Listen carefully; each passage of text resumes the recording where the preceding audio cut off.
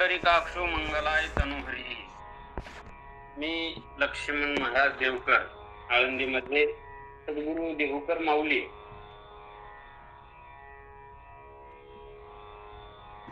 सद्गुरू देहूकर माऊली यांची वारकरी शिक्षण संस्था आहे. त्या संस्थेमध्ये माझी शिक्षण झालं 1998 पासून आणि त्या संस्थेमध्ये मी शिकवायलाही आहे. ठिकाणी मी कुटाभंगाचा अभ्यास केला संत वाङ्मयाच्या माध्यमातून. तर आज ताईंच्या माध्यमातून आज प्रवचनाची सेवा ताईने माझ्याकडे दिलेली आहे आणि आज सेवेसाठी घेणारा जो अभंग आहे तो नामदेव महाराजांचा अभंग असणार आहे. मुंगी व्याली शिंगी झाली तिची दूध किती, 17 रांजण भरून गेले प्याले 12 हत्ती. त्या अभंगावर आपल्याला चिंतन करायचं आहे. अभंगाला सुरुवात करण्यापूर्वी या विश्वामध्ये संत महात्मे जन्माला आले. वेद शास्त्र पुराण ईश्वराने आपलं ज्ञान प्रगट करण्यासाठी वेदाच्या रूपात प्रगट केलं. तो वेद कळत नाही म्हणून नंतर दृष्ट्या ऋषीच्या रूपात ते स्मृतीच्या रूपात प्रगट झालं. त्यानंतर पुराण इतिहासाच्या व्यासाच्या रूपात भगवान परमात्म्याने अवतार धारण केला. पुन्हा ते ज्ञान संत महात्म्याच्या रूपात प्रगट केलं. असं ते ज्ञान ईश्वराने तुम्हा आम्हाला देण्यासाठी ईश्वर प्रगट झालेला होता. आज सेवेसाठी घेणारा अभंग सद्गुरू संत नामदेव महाराजांचा अभंग आहे. नामदेव महाराजांचा अभंग जे कूट अभंग आहे नामदेव महाराजांचे 128 अभंग आहे. त्यापैकी एक नामदेव महाराजांचा कूट अभंग आहे. मुंगी व्याली शिंगी झाली तिचे दूध किती, 17 रांजण भरून गेले प्याले 12 हत्ती. आम्ही लटके न बोलो वर्तमान खोटे, लटके गेले कटके तेथे गाडग्या एवढे राळे. उडस चिमणी तरत झाले तिचे वाटी एवढे डोळे, खेळी करी घुसळण तेथे मांजर काढी लोणी. उंदीर गेले देशांतरा ताके भरल्या गुन्ह्या, पाण्यात कासव गीत गाय वनात कोल्हा नाचे. सावध म्हणे संतोषला खोकड पुस्तक वाचे, कांतनी घरी लग्न लागले सरडा कनिक कांदे. बाबुल वंध्या कन्या परणी उबड मांडे रांधे, बाबळीचे खोडी माशाने केले कोटे, सशाने सिंह राशीला बेंडूक आले लोटे. विष्णुदास नामा म्हणे ऐका त्यांची ख्याती, लटके म्हणतील त्याचे पूर्वज नरका जाती. आम्ही लटके न बोलो वर्तमान खोटे. हा नामदेव महाराजांचा कूट प्रकरणातील अभंग आहे. वेदामध्ये शास्त्रामध्ये पुराणामध्ये इतिहासामध्ये कूट भाषा आलेली आहे. कारण साहित्य असं आहे, मंबटाचं साहित्य शास्त्र आहे. त्यामध्ये एक अलंकार आलेला आहे, अतिशोक्ती अलंकार. शब्द अलंकार, अर्थालंकार, व्यंजन अलंकार, प्रदीप्त अलंकार, दृष्टांत अलंकार, सिद्धांत अलंकार, अतिशोक्ती अलंकार, उपमा अलंकार, उपमा उपमेय अलंकार, असे अलंकाराचे 82 प्रकार आहेत. त्यामधला एक अलंकार आहे, त्या अलंकाराचं नाव आहे अतिशोक्ती अलंकार. अतिशोक्ती अलंकारातून जी अभंग संहिता संतांच्या मुखातून बाहेर पडलेली आहे त्या अभंगाला कूट अभंग म्हणतात. किंवा ज्याचा वाचार्थ कळतो आणि लक्षार्थ कळत नाही त्या अभंगाला कूट अभंग म्हणतात. वेदामध्ये कूट भाषा आलेली आहे. 4 वेदाच्या 11,000 वेद श्रुती कूट आहे. अजाम एकाम लोहिता शुक्लवर्णम. अजा म्हणजे बकरी, ती शुक्ल वर्णाची आहे, ती 3 रंगाची आहे. एक बकरा तिच्याविषयी आसक्त आहे, एक बकरा तिच्याविषयी उदास. असा परमात्मा अनासक्त आहे आणि जीव मात्र मायेनं निर्माण केलेल्या पदार्थाविषयी आसक्त आहे आणि माया नावाची बकरी ही अजा आहे, असा त्याचा अर्थ होतो. पुराण आहेत, पुराणामध्ये काही कूट श्लोक आलेले आहेत. महाभारतामध्ये 1.25 लाख श्लोक भगवान व्यासाने सांगितले. त्यामध्ये 8,000 श्लोक व्यसनी कूट लिहिले. असे कूट श्लोक आलेले. केशवम पतितं दृष्ट्वा पांडवा हर्ष निर्भराः रुरुधा सर्वे कौरवा हा हा केशव हा हा केशव. केशवम पतितं दृष्ट्वा, श्रीकृष्ण रथातून पडलेला पाहून पांडवांना आनंद झाला. केशवम पतितं दृष्ट्वा पांडवा हर्ष निर्भराः रुरुधा सर्वे कौरवा हा हा केशव हा हा केशव. केशव रथातून पडलेला पाहून कौरव रडायला लागले आणि पांडव आनंदित झाले. पण त्याचा कुटार्थ भावार्थ मात्र वेगळा आहे. केशवम पतितं दृष्ट्वा, केशव केशव म्हणजे के म्हणजे पाणी, शव म्हणजे प्रेत. पाण्यामध्ये प्रेत पडलेले पाहून पांडवांना आनंद झाला. पांडवांना पांढरा रंग आहे ज्याचा ते बगळे आनंदित झाले. रुरुधा सर्वे कौरवा, सर्वे कौरव रडा लागले. कौ म्हणजे कावळे, रुवती म्हणजे रडणे. कावळे रडाले आणि बगळे आनंदित झाले. हा त्याचा तात्पर्य अर्थ आहे. तशी संतांची कूट भाषा आहे. एक अर्थ दाखवतो आणि एक अर्थ असतो. अशी संतांची कूट भाषा आलेली आहे. नाथ महाराजांचे कूट अभंग आहे. मेले जित्याची सांगे गोष्टी, नांदळे नदी सुवर्णाचे गाठी, पांगुळ लागे पवना पाठी, बाळा पोटे मायवाडे.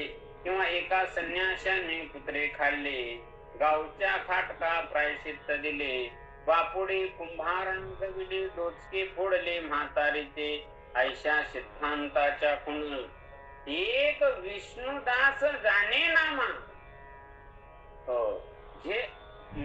याचा अर्थ मात्र वेगळ्या पद्धतीचा आहे. मेले जित्यासी सांगे गोष्टी. मेलेले म्हणजे ज्याच्या ठिकाणी मी आणि माझं संपलेलं आहे, असे संत रूपी हे मेलेले आहे. आणि जीव जित्त आहे. घर कोणी बांधलं, देह कोणाचा आहे, माझा. मी आणि माझं जीवाच्या ठिकाणी जीव जित आहे आणि संत हे मेलेले. कारण संत म्हणतात मरण माझे मरून गेले, मज केले अमर, किंवा मरणा हाती सुटली काय. संत हे मेलेले. आपुले मरण पाहिले मेंढोळा, तो सोहळा झाला अनुपम्य. म्हणून संत हे कर्तृत्व मदाने फला स्वादातून निघून गेल्यामुळं संत हे मेलेले आहेत. आणि जिते तुम्ही आम्ही सर्वजण जिते आहे. म्हणून मेलेले संत जित्याला गोष्टी सांगतात. काय गोष्टी सांगतात? धनदारा पुत्रजन, बंधू सोयरे पिशून, सर्व मिथ्या हे जाणून, चरण रेगा देवासी. अशा पद्धतीनं मेलेले संत जित्याला गोष्टी सांगतात. पांगुळ लागे पवना पाठी, ज्याला पाय नाही ते मात्र पवनाला म्हणजे वाट्याला माग टाकते असं म्हण आहे. चंचलमी कृष्ण प्रमाथी बलवदृढम तस्याहम निग्रहम म्हणणे वायुरेव सुदुष्करम. वाऱ्याला सुद्धा माग टाकणार असं काय आहे, म्हण आहे. आणि बाळा पोटी माय वाढे, बाळाच्या पोटात आई वाढते म्हणजे काय. बाल शब्दाचा अर्थ प्रत्येकाने वेगवेगळ्या पद्धतीने सांगितलं. ज्याला शास्त्र ज्ञान नाही त्याला बाळ म्हटलेलं आहे. शास्त्रामध्ये बालानाम सुखबोधाय क्रियते तर्क संग्रह, किंवा ज्ञानोबरा म्हणतात हे चूक हे मय निया बाळ देखेचे केवळ मुखीची घाली. हे ग्राह्य आहे, त्याचे आहे, अनुकूल आहे, प्रतिकूल हे ज्याला काही कळत नाही त्याला बाळ म्हणतात. किंवा तुकोबाराय म्हणतात वयाच्या प्रबोधी विचार ज्या नाही समान तो देही बाळकांच्या. म्हणजे बाळापोटी माय वाढे म्हणजे 60 वर्ष झाले पण परमार्थाचा विचार ज्याच्या अंतःकरणामध्ये येत नाही त्याला बाळ म्हणतात. त्याच्या पोटात संसाराची माया वाढते असं त्याचं तात्पर्य आहे. कैसा वासुदेव बोलतो बोल बाळापोटी माय रेगे असं म्हटलेलं आहे. त्या पद्धतीनं नाथ महाराजांचे अभंग आहेत. तुकोबारायांची काही अपूट अभंग आहे, काही सर्व संत ज्ञानोबारायांची फूट अभंग आहे. नामदेव महाराजांचा आज सेवेसाठी घेतलेला फूट अभंग आहे. नामदेव महाराज या अभंगातून असणारा 20 प्राण्याचा नामनिर्देश करून हा जीवात्मा ब्रह्मरूप कसा होतो यासाठी नामदेव महाराज या प्रस्तुत अभंगात सांगतात की हे जगत झालेलं कसं आहे, या जगाशी संवाद करत असताना जीवात्मा ब्रह्मस्वरूपाला कसा प्राप्त होतो. आम्ही जे बोलतो ते मात्र लटक नाही, खोट नाही, कारण या जगातलं वर्तमान खोट आहे आणि आम्ही बोलतो ते मात्र खरं आहे. कसं खरं आहे याचा आध्यात्मिक दृष्टीनं मात्र नामदेव महाराज सांगतात. नामदेव महाराज म्हणतात काय या जगात आश्चर्य घडलेलं आहे. पहिलं आश्चर्य सांगतात, मुंगी आली, शिंगी झाली, तिची दूध किती, 17 रांजण भरून गेले, प्याले 12 हत्ती. तर नामदेव महाराजांनी प्रारंभी मुंगी सांगितली. मुंगी व्याजाच्या नंतर मुंगीला काय होईल बरं, मुंगीच होईल. असा विषम मात्र होणार नाही. मुंगी व्याल्याच्या नंतर मुंगीला मुंगीच होईल, अन्य दुसरी काही होणार नाही. झालं तर एखादा मुंगळा होईल, तिला गाढव होणार नाही. मुंगीला पण नामदेव महाराज म्हणतात झाले मुंगी व्याली आणि शिंगी झाली. प्रारंभी पहिल्यांदा मुंगी का घेतली तर मुंगी म्हणजे काय, प्रत्येक संतांना वेगवेगळ्या प्रकारची मुंगी सांगितली. इतके मुंगी आहेत की नाथ महाराजांनी मुंगी सांगितली. नाथ महाराज आम्ही नवलदी केली भाई, मुंगीने हत्तीची केली लढाई, उंटाचा कान धरो धरो हरी पाहत असे, सांगा आमचे कोडे दादा, सांगा आमचे कोडे, लांडग्यासाठी शेळी रडे. नामदेव महाराज म्हणतात आम्ही एक नवल देखील भाई, मुंगीने हत्तीशी केली लढाई. मुंगी हत्ती बरोबर लढाई करते म्हणजे काय, मुंगी कोणती आणि हत्ती कोणता हे आपल्याला कळालं पाहिजे. हे या जगातला जेवढा परमार्थ आहे, वेद शास्त्र पुराण संत वाङ्मय पांडुरंगाच्या सगुण स्वरूपाची वारी, हे सर्व कशासाठी, केवळ मुंगीसाठी आहे. म्हणून आमचे संत म्हणतात पहिल्यांदा मुंगी ओळखा. जो मुंगीच ओळखू शकत नाही तो देव काय ओळखू शकणार आहे. म्हणून मुंगीचा जर विचार करत असताना आमच्या सर्व संतांनी मुंगी सांगितलेली आहे. म्हणून नामदेव महाराज म्हणतात मुंगी उगमा, मुंगी उगमा, मुंगीचे मुखी त्रिवेणी गंगा. मुंगी तुम्ही जोपर्यंत ओळखत नाही तोपर्यंत तुम्ही आत्मस्वरूपाच्या ठिकाणी जाऊ शकत नाही. म्हणून नामदेव महाराज म्हणतात ही मुंगी नामा म्हणे खेचर पायी, मुंगीने त्रैलोक्य धरिले तोंडी, नामा म्हणे पिंडी प्रचिती आहे, किंवा समुद्राचे पाणी, मुंगी मुखातून काढायला कोणी श्रम थोडे.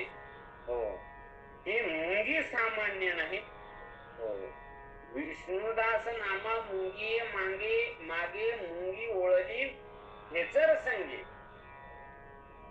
खेचराच्या संगतीनं आम्हाला मुंगी कळाली. मुंगी शब्दाचा अर्थ काही ठिकाणी नाथ महाराज म्हणतात सद्गुरूच्या आत्मबोधानं झालेली वृत्ती, ती वृत्ती देहंकार नावाच्या हत्ती बरोबर लढाई करते.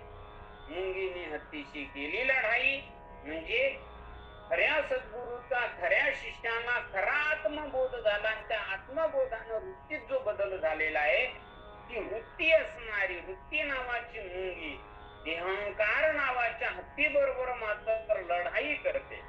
ही नाथ महाराजांची मुंगी आहे. मुक्ताबाईची मुंगी आहे. मुंगी उडाली आकाशी, तिने गिळली सूर्यांशी, घोर नवला झाला वांझी पुत्र प्रसवला.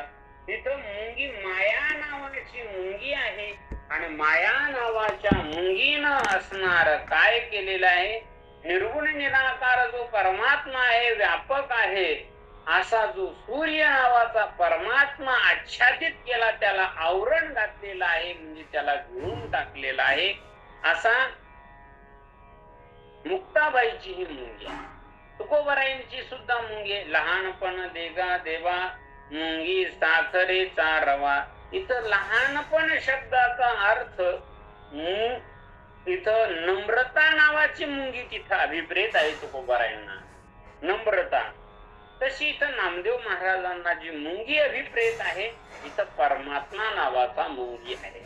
मुंगी नावाचा परमात्मा व्याला, मुंगी व्याली, काय झाली? तिला शिंगी. तर मुंगी जर व्याली तर तिला मुंगी होते, शिंगी होत नाही, हा सिद्धांत आहे. पण परमात्मा नावाचा मुंगी आहे आणि तो व्याला. व्याला या शब्दाचा अर्थ सांगत असताना भगवान एकोहम बहुश्याम प्रजायेति या वेद श्रुतीचा अनुवाद नामदेव महाराजांनी केलेला आहे. वेद सांगतो तो परमात्मा व्याला, हो, आणि तो व्यालेला परमात्मा जन्मादेश येता हा हे सगळं जगत त्याने निर्माण केलेलं आहे. तो जगत एकले न कंठेशी म्हणून येणी केली 14 भुवनीव. तो व्याला काय झाला? जगत नाही झालं. नामदेव महाराज म्हणतात शिंगी झाली. शिंगी शब्दाचा अर्थ गाढवाचं पिल्लू. गाढवाचं पिल्लू झालं तर गाढवाच्या पिल्ल्याचा आणि जगताचा काय संबंध आहे? कारण दोघांचा जरी विचार केला तर दोघांचा विरोधाभास आहे. पण गाढवाचा आणि जगताचा, ते गाढव आणि ते जग, एक स्त्रीलिंग एक नपुंसकलिंगी नाही, लिंगवाचक एक आहे. एक दुसरी गोष्ट, गाढव आणि जगत जसं आहे तसंच गाढवाप्रमाणे जगत आहे. गाढव कसं आहे? गाढवाचं पिल्लू जन्माला ते शिंगी एवढी सुंदर असते, पांढर शुभ्र असते. पण ते जसं जसं मोठं होईल गाढवाच्या रंगात बदल होतो, ते भुरकं होते, काही दिवसाने ते काळं पडते. गाढव जसं मोठं होते, तुकोबरांचा गाढवाचे ताने पालटते क्षणक्षणे तैसे आधमाचे गुण. गाढवाचं पिल्लू असणारं लहान असताना ते छोटं दिसते, गोंडच दिसते, प्रत्येकाला जवळ घ्यावंच वाटते. पण ते जसं जसं मोठं होईल त्या गाढवाचं चालणं बदलते, गाढवाचं खाणं बदलते, गाढवाच्या वागण्यात बदल होते. गाढवाचं पिल्लू रोज घरीच खायचं, पण ते मोठं झाल्याच्या नंतर धाब्याहून जेवून यायला लागलं. म्हणजे सांगायचं तात्पर्य असं आहे की गाढवाच्या पिल्ल्यात जसा बदल होतो तसा या जगतामध्ये बदल होतो. तुकोबराय सांगतात अनेक बुद्धीची तरंग क्षणा पालटती रंग धरू जाता संग तव तो होय बाध. हे जगत आणि गाढवाचं पिल्लू यांचा सादृश्य संबंध आहे. गाढवाच्या वृत्तीचं जगत आहे, म्हणून हे मुंगी व्याली आणि शिंगी झाली असा एक त्याचा अर्थ घ्यायचा. किंवा सद्गुरूच्या उपदेशजन्य अहम नावाची वृत्ती ही व्याली आणि अभ्यासाने तिला सर्वम खल्विदम ब्रह्म निहनानास्ति किंचन अशी व्यापक स्वरूपाला ती वृत्ती असणारी विस्ताराने प्राप्त झालेली आहे. असा एक मुंगी व्याली शिंगी झाली. बरं, त्या पहिला अर्थ परमात्मा घेतला. दुसरा अर्थ उपदेशजन्य अहम ब्रह्मास्मी वृत्ती.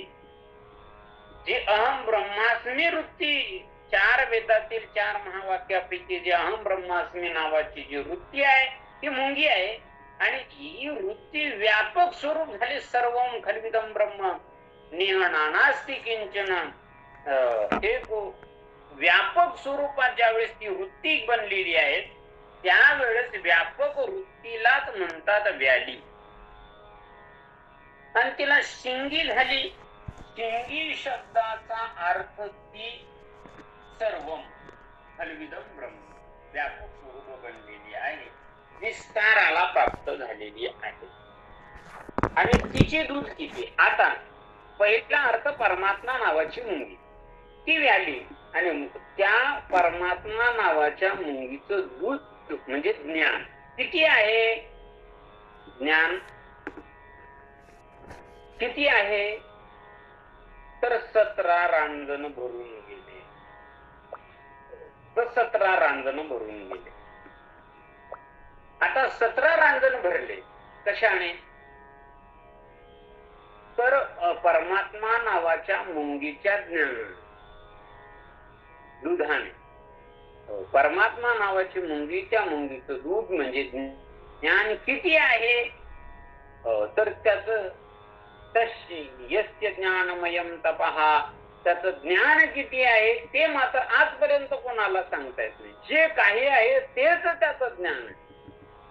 त्याला ईश्वरी ज्ञान म्हटलं तर ज्ञान ईश्वरी असा अर्थ होतो. किती आहे याची मर्यादा नाही. पण ते दूध आम्ही साठवलं. कुठं साठवलं नामदेव महाराज म्हणतात 17 रांजण भरून. 17 रांजण भरले आणि भरूनही उरलं. मग 17 रांजण शब्दाचा अर्थ आत्मस्वरूपाच्या 17वी जीवनकाळ आहे. 17वीचे स्तन्यदेशी अनुहाताचा हल्लरुगासी, समाधी बोधी निजविशी उजावणी, म्हणून तू साधका माऊली. ज्ञानोबा म्हणतात त्या 17व्या जीवनकडी जवळ गेल्याच्या नंतर, तिथं गेल्याच्या नंतर त्या आत्मस्वरूपापर्यंत गेल्यावर मग ते सद्गुरु त्या साधकाला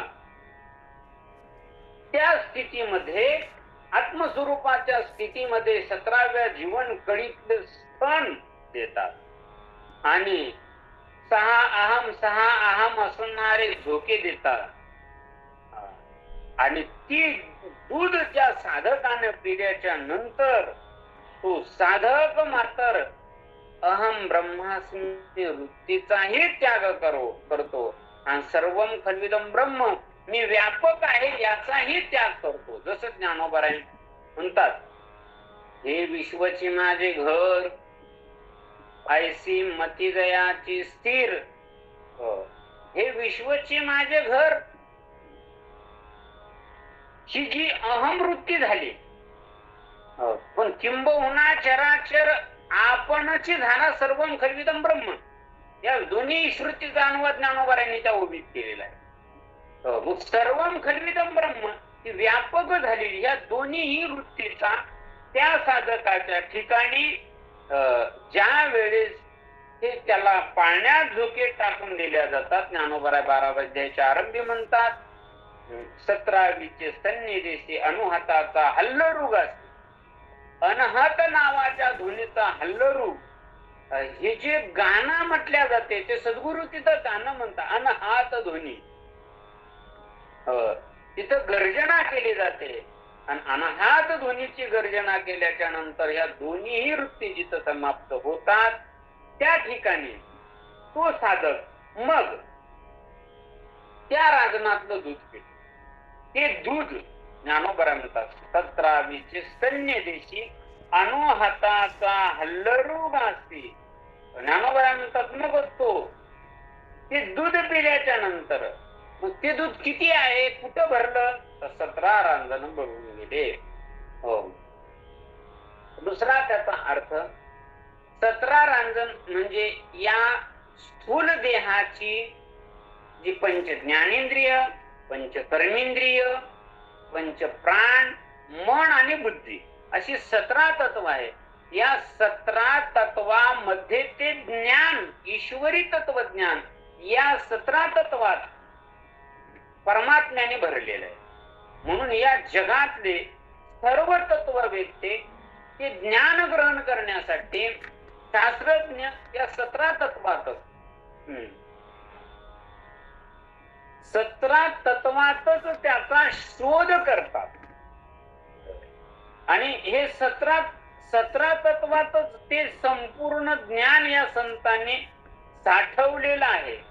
हो, 17 तत्वामध्ये हे ज्ञान सर्व संतांनी साठवलेलं आहे.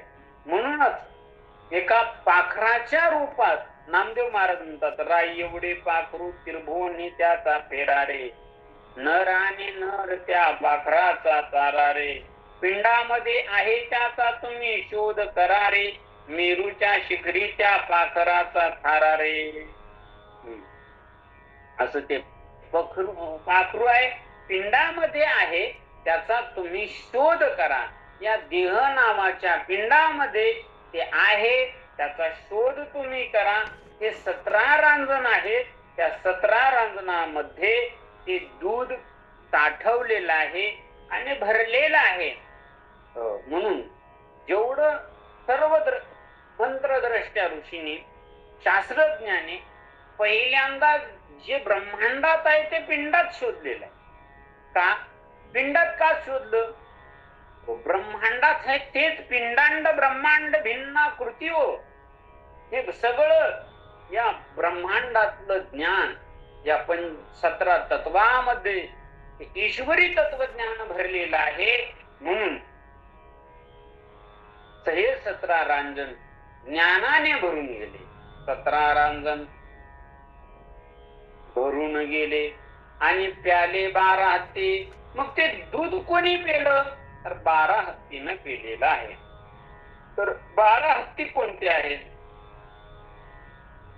तर 12 हत्तीनं काही जणांनी सांगितलं 12 हत्ती म्हणजे 12 दर्शन, 12 दर्शनकार, 12 शास्त्रकार. 12 शास्त्रकाराने पिंडातलं ज्ञान ग्रहण करण्यासाठी आपल्या 12 दर्शनकाराने ते ज्ञान 17 रांजणातलं ज्ञान, 17 तत्वातलं ज्ञान ग्रहण केलेलं आहे. ज्ञानोबा म्हणतात की प्याले 12 हत्ती. 12 हत्ती यांना हत्तीची उपमा शास्त्रज्ञाला का दिली? तर हत्ती हा जंगलामध्ये जातो आणि जंगलामध्ये गेल्याच्या नंतर हत्ती म्हणतो मी चालतो तोच रस्ता खरा, मी जे कार्य करतो ते कोणीच करत नाही, असं त्या हत्तीचं मत आहे. त्या हत्ती मताप्रमाणे शास्त्रज्ञ आपापलं मत भिन्न प्रकारचं मानतात. मग जसं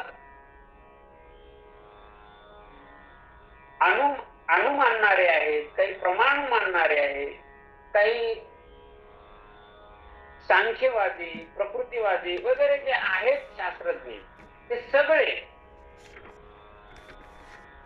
पूर्वमीमांसा, उत्तरमीमांसा, न्याय, वैशेषिक, सांख्य, पूर्वमीमांसा, उत्तरमीमांसा, श्रोतांतिक, वैभाषिक, जैन, बौद्ध, चार्वाक, हे सगळे 6 आस्तिक आणि 6 नास्तिक हे 12 हत्तीने मात्र हे दूध पिलेलं आहे. किंवा हे 12 हत्ती हे ब्रह्मरस किंवा ब्रह्मज्ञान रूपी दूध पिऊन तृप्त झालेले आहे असे नामदेव महाराज म्हणतात. आणि त्यामुळं त्या हत्तीनं दूध पिल्यामुळं आता मात्र आम्ही लटके न बोलू वर्तमान. वर्तमान कुठे दादा? वर्तमान कुठे?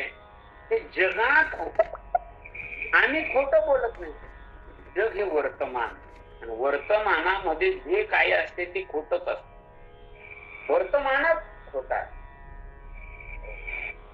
मृगजळ हे सकाळी नसते आणि संध्याकाळी नसते, दुपारी वर्तमान काळामध्ये असते. म्हणून हा वर्तमानातलं मृगजळ खोट आहे. जेच मृगजळ मुंडे, तेच असे पाकोरडे, तेच साडी पिळी लावीचे काही का? ते वर्तमान काळामध्ये आहे. ते आणि भेटी झाली आग्रा मृगजळाच्या पुरा रूप होय.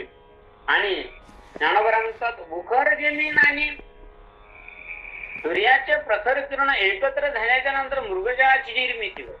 पण तेही मृगजळ ज्ञानोबा म्हणतात त्या मृगजळाकडे पाहून फुटून पडे तव मृग वाढवे, हा न म्हणे माव रोहिणीचे ते हरण सुद्धा असणार तिकडं धाव घेत. हो.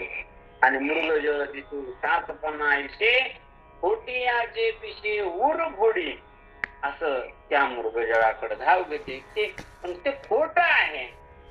तसं वर्तमान हा खोटा आहे. मृगजळ वर्तमानामध्ये असेल. जे जे वर्तमान जगत हे पूर्वी नव्हतं आणि नंतरही राहणार नाही. मग आता वर्तमान काळात हे खोट आहे. जे माग नव्हतं आता नाही पुढे राहणार नाही ना, जे आता दिसते ते खोट आहे. वर्तमान खोट आहे. एवढ्यातच संतांचं तत्व ईश्वरी तत्वज्ञान आहे. म्हणून वर्तमान खोटे. आम्ही लटके न बोलू. आम्ही शब्दाचा अर्थ आहे आम्ही सर्व संत मंडळी. आम्ही म्हणजे वेद, आम्ही म्हणजे मंत्रद्रष्ट्या ऋषी, आम्ही म्हणजे शास्त्रज्ञ, आम्ही म्हणजे सर्व संत. आम्ही खोट बोलत नाही. आम्ही लटके न बोलो. लटके वचन नाही तेही उदासीन. पण संत लटके बोलत नाही का? बोलतात. तोपर्यंत आम्ही कधी कधी लटके बोलतो. लटके बोले लटक्या सवे, लटके लटका तुका लटक्या भावे, लटक्या बोले लटक्या. जे लटके आहेत त्या लटक्या बरोबर आम्ही लटकं बोलतो. का आम्ही बोलतो तेही लटक आहे.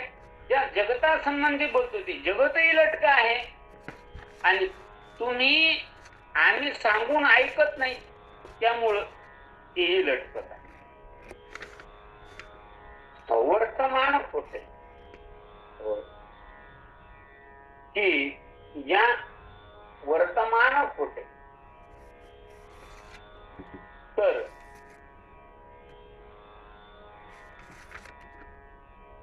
हे सगळं जगात सगळं लटक आहे. मग काय काय लटक आहे? लटके गेले कटके तेथे गाडग्या एवढे राळे, उडत चिमणी सरतच आले तेचे वाटी एवढे डोळे. दुसऱ्या चरणामध्ये सांगितलेलं आहे लटके गेले कटके तेथे गाडग्या एवढे राळे. आता लटके असणार जे लटक म्हणजे खोट आणि खोट असणार जे शरीर हे खोट आहे. सूक्ष्म शरीर हे गेलं. कुठं गेलं? कटके. जिथं सैन्य आहे युद्ध आहे अशा ठिकाणी जिथं गेलं. जगाच्या सैन्यात गेलेला आहे ते. हा जीवात्मा लटक्याच्या ठिकाणी गेलेला आहे जिथं कटक चालू आहे, सैन्य चालू आहे. आणि सैन्य म्हटल्याच्या नंतर कटक शब्दाचा अर्थ काय? सैन्य. युद्ध चालू आहे त्या युद्धाच्या ठिकाणी गेलं. आणि पहिलंच युद्ध चालू आहे शत्रूच आणि तिथं हे लटकले. उदाहरणार्थ भारत पाकिस्तानचा आता वर्तमान काळामध्ये युद्ध चालू आहे आणि या युद्ध प्रसंगामध्ये तिथं लटकं गेलं म्हणजे खोटारडा गेला अशी परिस्थिती झालेली आहे. नामदेव महाराज म्हणतात लटके गेले कटके तेथे. कटक म्हणजे सैन्य. सैन्याच्या ठिकाणी गेलो. कोणतं सैन्य आहे? तर लटक नावाचा हा स्थूल देह हा जीवात्मा लटका आहे. सूक्ष्म देह हे लटका आहे. पण हा सूक्ष्म देह मात्र लटक्या नावाच्या जगात आलेला आहे. खोट्या नावाच्या जगात हे जगत नावाचं युद्ध सैन्य आहे. या सैन्यात मात्र त्यांनी प्रवेश केलेला आहे. तो त्या कुळामध्ये त्या गोत्रामध्ये जीवात्मा ब्राह्मण असेल तर ब्राह्मण गोत्रामध्ये, क्षत्रिय वैश्य साळी माळी पोस्टी जी जात आहे असेल त्या जातीत तिथं तो जन्माला गेला, त्या युद्धात गेलेला आहे. तिथं त्यांचं युद्ध चालू आहे. म्हणून लटके गेले. लटक कोणतं? इथं लटके शब्दाचा अर्थ सूक्ष्म शरीर घ्यायचा. ते सूक्ष्म शरीर तो जीवात्मा नाही, मागचा स्थूल देहाचा त्याग केला आणि सूक्ष्म देह घेऊन एखाद्या कुळामध्ये तुझी नाम श्रीमतांगी हे योग भ्रष्ट बीजा येते अशा कुळामध्ये त्याने जन्म घेतलेला आहे. लटके तेथे. आणि तेथे गेल्याच्यानंतर गाडग्या एवढी राळे नामदेव महाराज म्हणतात. तिथं आलं त्या सैन्यामध्ये पोहोचलं. तर तिथं आल्याबरोबर राळ्या एवढे काय गाडग्या एवढे राळ. राळ शब्दाचा अर्थ राई. राई म्हणजे मोहरी. राळ हे गाडग्या एवढं नसतं आणि गाडग राया एवढं नसतं. मोहरी एवढं कधी रांजण हांडार गाडग कधी नसते. कधीच नसते. पण राया एवढं काय गाडग. काय सांगितलं? राळ्या गाडग्या एवढं राळ. हो, राळ हे गाडग्या एवढं आहे. इथं राळ हे राई के पाव में आपण म्हणतो ना की राई शब्दाचा राय राळ राई राळ म्हणजे मोहरी. राळ म्हणजे मोहरी आणि राई म्हणजे मोहरी. राईचा डोंगर पर्वत राई. तस हे मोहरी एवढं असणार जे मन केवढं आहे. हे मन कैसे के मिळे पाहू म्हणू तरी न सापडे तरी रहाटावया थोपडे त्रिलोक्य. ज्ञानोबा म्हणतात हे कसं आहे, केवढं आहे, याचा परिणाम केवढा आहे. पाहू म्हणू तरी सापडे न सापडे. ज्ञानोबा म्हणतात वायाम हे नाव हिरवी संकल्पाची साव जयाचेने संगे जीव दशावस्तू. असं हे मन आहे. आणि हे मन कैसे केवढे कैसे म्हणण्यामध्ये केवढे म्हणण्यामध्ये कैसे म्हणण्यामध्ये हे स्थूल आहे का सूक्ष्म आहे. केवढे म्हणण्यामध्ये हे राई एवढं आहे का मध्यम परिणाम आहे का आकाश एवढं मोठं आहे. केवढं आहे त्याचे तीन. कैसे म्हणण्यामध्ये ज्ञानोबाचे 2 प्रश्न आहेत आणि केवढे म्हणण्यामध्ये 3 प्रश्न आहेत. हे मन कैसे केवढे तर नामदेव महाराज म्हणतात राई एवढे आहे ते. पण राई एवढं आहे. राई 3 प्रकार आहे. काही मोठी राई असते, काही मध्यम राई असते आणि काही सूक्ष्म राई असते. राई सुद्धा अशी सूक्ष्म असते. तेवढं मन आहे. पण नामदेव महाराज म्हणतात गाडग्या एवढं राळे. गाडग्या एवढं मन कसं आहे. मन हे असणार राळ्या एवढे सूक्ष्म मन. हे मोठे एवढं इतके सूक्ष्म आहे. पण ते मात्र एवढ्या मोठ्या व्यापक विषयाला ते काय करते व्यापून टाकते. एवढी आशा करते मात्र ते मन. ज्ञानोबा म्हणतात या मनाच्या इच्छा केवढ्या आहेत की ज्ञानोबा सांगतात मी हातालिया ना म्हणे एखाद्या दारुणा उरली तैशी तृष्णा वाढलिया आणि मेरू हातालिया ना म्हणे एखाद्या दारुणा उरली. एवढं ते एवढ्या मेरू पर्वतापेक्षाही हे मन असणारा मोठी व्यापक इच्छा निर्माण करते विषयाची. मेरू पर्वत मला प्राप्त झाला पाहिजे विषयाची अपेक्षा करते. म्हणून राई एवढे ज्ञानोबा म्हणतात गाडग्या एवढे राई. म्हणजे ते सूक्ष्म मन मोठी गाडग्यासारखी असणारी मोठी अपेक्षा तयार करते. गाडग्यासारखी अपेक्षा करते, मोठी अपेक्षा करते. असा त्या मनाचं वर्णन केलेले गाडग्या एवढे राळे. पुढे नामदेव महाराज सांगतात की उडत चिमणी सरत आले तिची वाटी एवढी डोळे. नामदेव महाराज म्हणतात की उडत चिमणी सरत आली. वास्तविक पाहता उडणारी चिमणी ही चरत नाही आणि चरणाऱ्या चिमणीला उडता येत नाही. ज्या वेळेस चिमणी उडते त्यावेळेस तिचं चरणं म्हणजे चोच खाणं मात्र बंद होते. आणि उडणारी जी चिमणी असते ती चरत नाही, चरणारी चिमणी उडत नाही. नामदेव महाराज म्हणतात हे मात्र घडत आहे, उडत चिमणी चरतच आले. चिमणी सगळ्याला माहिती. हा चिमणी प्राणी उडत चिमणी करत चालली. तिची वाटी एवढे डोळे.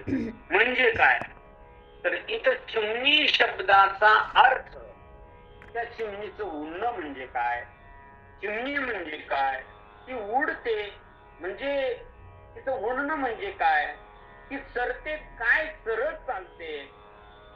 आणि उडते ती कशाहून उडते आणि कशावर बसते याचा विचार मात्र अत्यंत करणं गरजेचं आहे.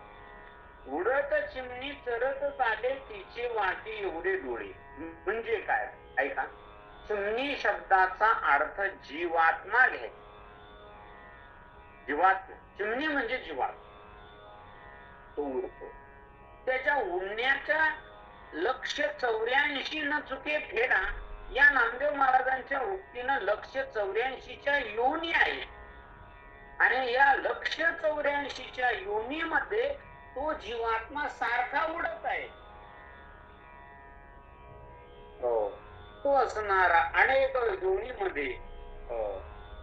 योनीमध्ये लक्ष 84 योनीच्या ठिकाणी त्याचं उडणं आहे. गाढव, बैल, कुत्रा, गाढव या सगळ्या योनी मात्र तो उडत आहे. इतक्या उडत आहे, इतक्या उडत आहे की किती जन्म झाला फेरा गणित नाही जी दातारा. पुनरपि जननम पुनरपि मरणम पुनरपि जननी जठरे शयनम यह संसारे. त्याला मात्र गणितच नाही. पण हा जीवात्मा नावाचा चिमणी उडत आहे. आणि उडणारी ही चिमणी नामदेव महाराज म्हणतात नुसती उडत नाही, चरत आहे आणि चालत आहे. काय उडत चिमणी चालत नाही, उडत चिमणी चरत नाही. पण हा चरत चालेल. चरत म्हणजे विशेषवर. प्रत्येक गाढव योनीमध्ये गेला की आहार, भय, मैथुन, निद्रा सर्व योनीशी समान. आहार, निद्रा, भय आणि मैथुन या 4 गोष्टीच तो सेवन करत राहतो. सर्व योनीची समसमान. सर्व योनीमध्ये विषय भोगत विषयाचा चारा मात्र तो खात राहतो. आणि उडला की एक योनीतून दुसऱ्या योनीत गेला की मागची योनी तो संपून टाकत असतो, पुढच्या योनीमध्ये जातो. हा जीवात्मा नावाचा चिमणी उडत चिमणी चरत चाले हे मात्र चरत राहत. पण त्या जीवात्मा नावाचा चिमणी हा या शरीरातून त्या शरीरात, त्या शरीरातून त्याचं उडणं आहे. आणि विविध विषयाचं भोगीत तो जीवात्मा मात्र चरत चालतो. आणि त्या जीवात्मा रूप चिमणीचे तिची वाटी एवढे डोळे. आता त्या जीवात्म्याचे चिमणीचे डोळे हे अत्यंत लहान असतात. पण या जीवात्मा नावाच्या चिमणीचे डोळे वाटी एवढे झाले. आता वाटी एवढे डोळे म्हणजे काय? वाटी ही अशी असते, वाटी आकाराने खालून लहान असते आणि वरून मोठी असते. वाटीचं तोंड बंद नसते. कधी वाटी येते की वाटीचं तोंड उघडच असते. वाटीचं तोंड आपण डब्याला झाकण लावू शकतो, पण वाटीला झाकण नसते. काय वाटीला झाकण नसते. वाटीवर काही ठेवल्या जाईल, वाटीला मात्र झाकण. वाटीचं तोंड हे उघडत आहे. पण या जीवात्मा नावाच्या चिमणीचे डोळे असे आहेत, जे उघडे आहेत. डोळे वाटी एवढे आहेत. म्हणजे वाटी ही आकाराने मोठी असते आणि वाटी ठेवल्याच्या नंतर ती मध्य भागात जर ठेवली की ती चारीही दिशाने दश दिशाला मात्र ती वाटीचं तोंड असणार आहे, वाटीचं तोंड उघडच आहे. तशी अर्थात वाटीची दृष्टी ही व्यापक आहे. तशी या साधकाच्या जीवनामध्ये या जीवात्म्याच्या ठिकाणी असणारा हा जीवात्मा असणारा त्या वाटीची, त्या चिमणीचे डोळे वाटे एवढे झाले म्हणजे कालांतराने त्याला गुरु सद्गुरु भेटले आणि सद्गुरूने त्याला आत्मबोध केला. आत्मबोधाने त्या साधकाचे डोळे उघडले आणि त्याची दृष्टी मात्र वाटेसारखी झालेली आहे. कशी झालेली आहे? पाहे तिकडे माय बाप विठ्ठल आहे, रुक्मिणी, किंवा आता उघडी डोळे.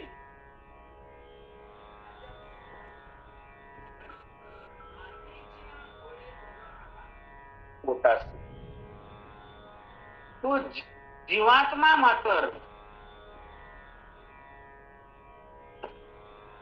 तो जीवात्मा मात्र विषय भोगत आलेला आहे. त्यामुळं आता त्याला सद्गुरूच्या आत्मबोधाने ज्ञानदृष्टी झालेली आहे आणि ज्ञानदृष्टी झाल्यानं त्याची दृष्टी व्यापक बनलेली आहे.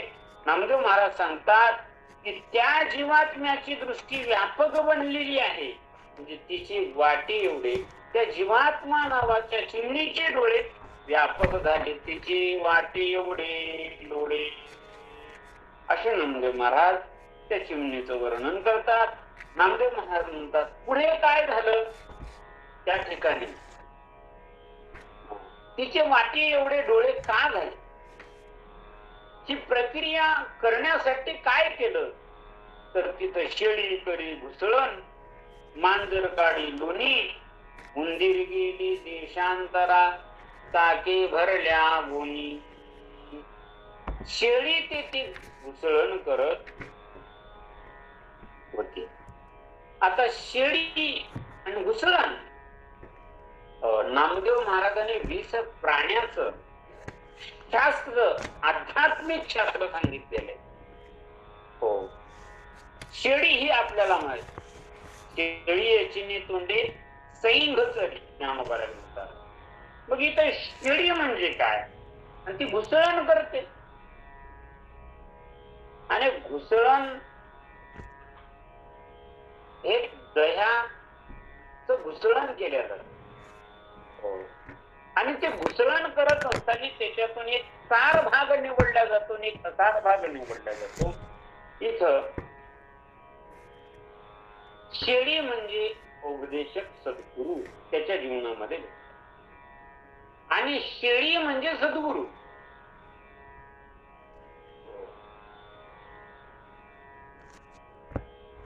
शेळी ही दिवसभर असणार फक्त खाण्याचं काम करते, सैंघ चरते. ज्ञानोबा म्हणतात शेळी चरत असताना तिला किती खावं हे कळत नाही. कितीतरी शेळ्या मरतात, इतकं खातात. एखादा आवडीचा पदार्थ असेल, एखाद्याचं धान्य असेल, ते खायला भेटले की आपलं पोट भरलं हे तिला कळत नाही. अशी ही ती शेळी असते. ही सद्गुरु नावाची शेळी आहे. ती चरा लागली आणि सद्गुरु नावाच्या शेळीनं काय आश्चर्य केलं, ती शेळी मात्र वेद, शास्त्र, पुराण, उपनिषद, समग्र वाङ्मय, वैदिक वाङ्मय, संत वाङ्मय याच्यामध्ये ती सद्गुरु नावाची शेळी चरते आणि त्याच्यातून असणारं सार आपल्याकडे घेते आणि असार मात्र रवंत करताना मात्र त्या आठवड्या बोर वगैरे खाते, सार आपल्याकडे घेते, असार टाकून देते. तसा आत्मा अनात्मा विवेक याचं घुसळण करते. ती काय करते, देखे सारासार विचारिता, भ्रांती ते पायी असारता, सारते स्वभावता नित्य जाणे. असं ती घुसळण करणारी सद्गुरु, उपदेशक सद्गुरु त्यातून अनात्म वर्गाचे ताक बाजूला काढते. काय कोणतं काढते, शेळी करी घुसळण आणि तिथं शेळी घुसळण करते. अनात्म, असत्य, खोट, मिथ्या असं असार असणार जे ताक आहे ते अनात्म वर्गाच ताक तांडून देते अनात्म. आणि त्या ठिकाणी शेळी घुसळण हे करत चाललंय. शेळीचं घुसळण म्हणजे काय? एखाद्या सद्गुरूने आपल्या गुरुकुलामध्ये, आपल्या आश्रमामध्ये ते सद्गुरू काय करतात तर घुसळण करतात. पण तिथं साधक मुमुक्षू नावाचं मांजर येते आणि ते मांजर मात्र काय करते? असार ताक मात्र संसाराच्या 65 गोष्टी, संसार, प्रपंच याचं असारत्व बाजूला काढतो आणि लोण्याचा साधक मुमुक्षू जिज्ञासू मात्र लोणी मात्र आपल्या हातामध्ये काढून घेतो. हे मांजर आहे. नामदेव महाराज त्या साधकाला मुमुक्षूला मांजराची उपमा देतात. मांजर म्हणतात. मांजर काढी लोणी. साधक मात्र मांजर लोणी काढते आणि तिथं अनात्म वर्गाचे क्षीर काढून, ताक काढून आत्मलाभाचं लोणी काढून घेणार जे मांजर साधक आहे. आणि त्या ठिकाणी उंदीर गेले देशांतरा ताके भरल्या गुणी. नामदेव महाराज म्हणतात फलकट विषयाचे नुसते वाटोळे करणारे उंदीर आहे. काय? ताकासारखा फलकट संसार आहे, असार आहे, विषय असार आहे. विषय असार आहे. असार रूपी ताकाचं, असार रूपी विषयाचं नुसते वाटोळ करणारे कोण आहेत? उंदर. मग तिथं उंदीर आले. ते उंदीर कोणते? तर विषयता. विषयता हेच असणारे उंदीर आहे. ती साधकापासून तो मांजरासारखा असल्यामुळे घेऊन देशांतराला निघून गेले. तिथं उंदीर गेले देशांतरा. उंदीर शब्दाचा अर्थ काम, क्रोध, लोभ, मद, मत्सर याला विकाराला उंदीर. ओले मूर्तिकेचे मंदिर आत 6 जण उंदीर गुंफा करिता ते पोखर याचा नका करू अंगीकार. तर इथं उंदीर कोणते आहेत? तर त्या उंदरांचं नाव आहे विषय. शब्द, स्पर्श, रूप, रस हे विषय. विषय नावाचे उंदर आहेत किंवा विकार नावाचे उंदर आहेत. हे उंदर मात्र उंदीर गेले देशांतरा. हा देशांतरा या देह नावाच्या देशातून अंतर निघून गेलेले आहेत. का? तर हा साधक मुमुक्षू मांजर होता आणि हा मांजराला पाहून उंदर सहजरित्या पळतात. पाहतो उंदीर घेऊन जाय भोका तैसा काळ लोकांनी तसे मांजराला पाहून उंदर पळतात. म्हणून साधक हा मांजर आहे आणि विकार हे शब्द, स्पर्शादी विषय किंवा काम, क्रोधाधिक विकार हे मात्र निघून गेलेले आहे आणि टाके भरल्या गोण्या. मग का हो? त्या साधकाने सार घेतलं लोणी, आत्मवर्गाचं चिर घेतलेलं आहे आणि असार जे ताक राहिलं त्या ताकाचा परिणाम काय केला तर सांगतात ते ताक वाईट राहू दिलं नाही. ताके भरल्या गोणी, गोणी ही ताकानं भरून ठेवल्या. त्यामुळे ते फुलकट विषेंद्रिय दशेंद्रियाचं गोलक हीच गोणी. गोणी, गो म्हणजे इंद्रिय आणि म्हणजे आणि या दशेंद्रियामध्ये पंच ज्ञानेंद्रिय पंच कर्मेंद्रिय या इंद्रियामध्ये फक्त विषयच भरलेले आहेत. टाके भरल्या गुणी. तिथं नामदेव महाराज म्हणतात काय आश्चर्य घडलेलं आहे. पाण्यात कासव गीत गाय, वनात कोल्हानाचे, सावध मनी संतोषला, खोकड पुस्तक वाचे. हो, त्यात थोडक्यात सांगतो की कासव पाण्यात कासव गीत, पाण्यामध्ये गीत गाता येत नाही, पाण्यामध्ये बोलता येत बोलेना, बोलू दे ना, पाणी बोलत नाही, बोलू देत. पाण्यात कासव गीत गा लागलं, वनात कोल्हा नाचायला. नामदेव महाराज म्हणतात असं कधी घडलं का? कासव जसा आहे इथं कासव शब्द, पाण्यात कासव गीत गाय. कासव कसा आहे? एका बाजूनं कासव एक अत्यंत कठीण आणि एका बाजून इतका मृदू आहे. लाही जरी कासवाच्या मानाला लागली तर कासव मरण पावत, इतका नाजूक आहे. एका बाजूनं मृदू आहे, एका बाजूनं कठीण आहे. एका बाजूनं ट्रक जरी गेला, तलवार जरी त्याच्या पाठीवर हाणली तरी सुद्धा कासवाला काही होत नाही. एका बाजूनं कठीण आहे, एका बाजूनं मृदू आहे.